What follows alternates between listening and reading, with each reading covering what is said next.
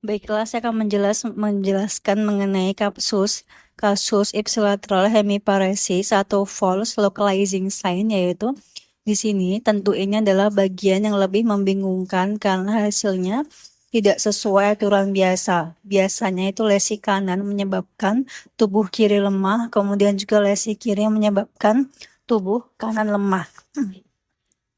Terjadi pada Kernohan-Notch phenomenon bisa terjadi yaitu lesi kanan menyebabkan tubuh kanan lemah, makanya disebut false localizing sign. Kemudian juga intinya adalah pada unikal herniation berat, yaitu massa di satu sisi otak mendorong midbrain ke arah berlawanan.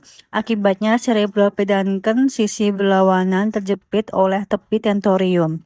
Karena yang rusak adalah pedangkel sisi berlawanan, kelemahan tubuh akhirnya muncul di sisi yang sama dengan massa awal. Di sini yaitu massa di sisi kanannya sebelah sini ada unkus ke sini, massa kanan mendorong otak ke bawah dan juga ke sisi yang berlawanan. Di sini yaitu midbrain terdorong ke kiri, kemudian juga menyebabkan cerebral pedangkel kiri tertekan. Nah, kemudian juga ini disebut Kernohan-Notch phenomenon. Otomatis menyebabkan hemiparesis kanan yaitu ipsilateral terhadap massa karena pedangkel kiri membawa jalur motorik ke tubuh kanan.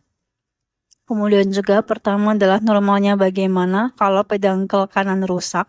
Ya, pedangkel kanan rusak ini menyebabkan jalur motorik kanan terganggu. Nah, kemudian juga menyilang di medula dan juga menyebabkan tubuh kiri lemah. Nah, jadi normalnya lesi kanan menyebabkan tubuh kiri lemah.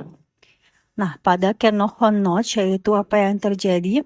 Misalnya ada massa besar di otak kanan, massa kanan ini mendorong midbrain ke kiri.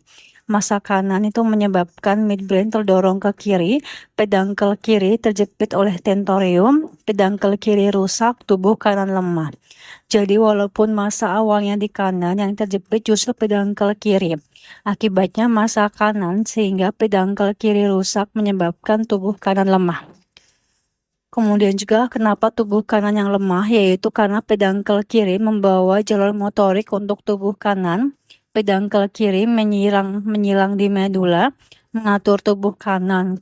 Maka kalau pedangkel kiri rusak, yang lemah adalah tubuh kanan.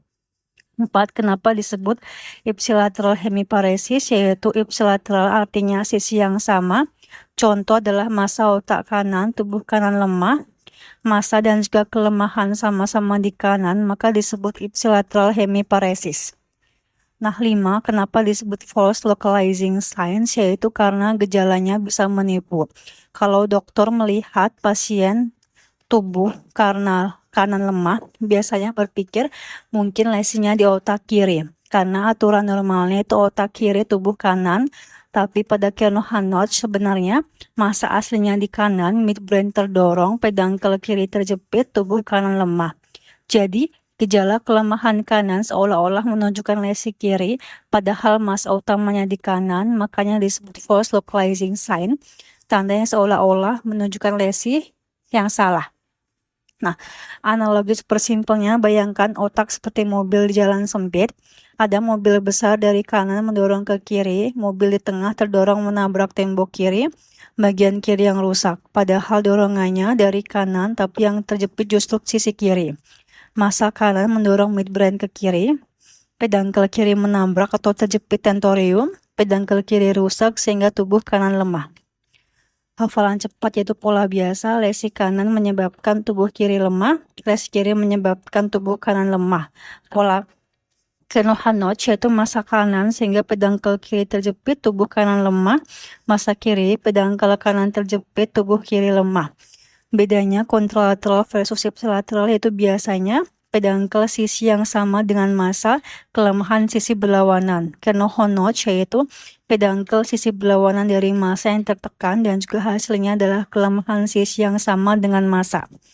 Contoh kasus kanan yaitu massa kanan menyebabkan unikal herniation sehingga midbrain terdorong ke kiri, pedangkel kiri tertekan tentorium, jalur motorik kiri rusak, tubuh kanan lemah. Kesimpulan, massa kanan, tubuh kanan lemah, ini tidak sesuai pola biasa, jadi disebut ipsilateral hemiparesis atau focal localizing sign. 10 kalimat wajib hafal yaitu Carnot notch phenomenon terjadi ketika massa besar mendorong midbrain ke sisi berlawanan sehingga cerebral peduncle kontralateral terjepit oleh tentorium, menyebabkan hemiparesis ipsilateral terhadap massa awal. Versi super simpelnya adalah massa kanan mendorong ke otak kiri menyebabkan peduncle kiri terjepit sehingga tubuh kanan melemah.